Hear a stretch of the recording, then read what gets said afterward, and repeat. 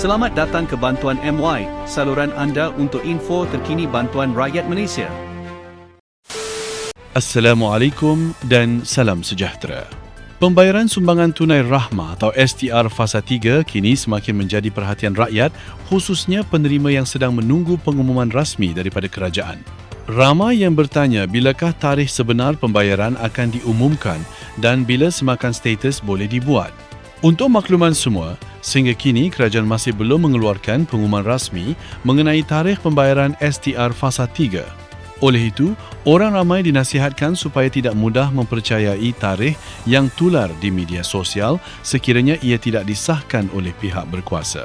Apa yang paling penting untuk difahami ialah setiap pembayaran STR akan didahului dengan pengumuman rasmi daripada kerajaan. Pengumuman inilah yang akan menjelaskan tarikh pembayaran, tarikh semakan kelulusan, maklumat berkaitan rayuan sekiranya ada serta kaedah pembayaran kepada penerima yang layak.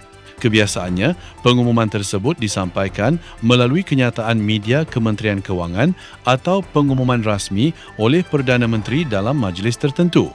Selain itu, maklumat rasmi juga akan dikemas kini melalui portal MySTR sekiranya terdapat perubahan atau pengumuman baharu berkaitan pembayaran. Ramai yang tertanya-tanya sama ada pengumuman akan dibuat lebih awal. Berdasarkan corak pelaksanaan STR sebelum ini, pengumuman lazimnya dibuat apabila tarikh pembayaran semakin hampir.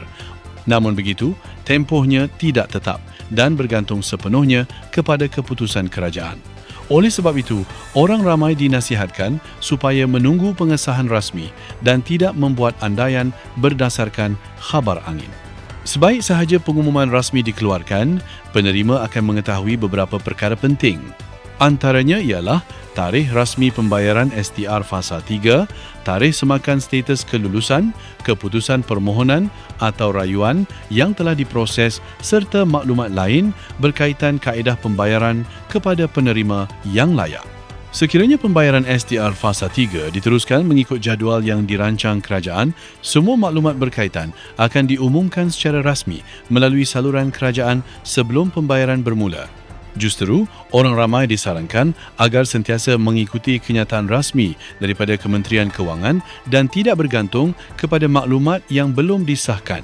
Kesimpulannya, buat masa ini belum ada tarikh rasmi yang diumumkan untuk STR Fasa 3. Apa yang pasti, sebarang tarikh pembayaran, semakan dan kelulusan hanya akan disahkan melalui pengumuman rasmi kerajaan.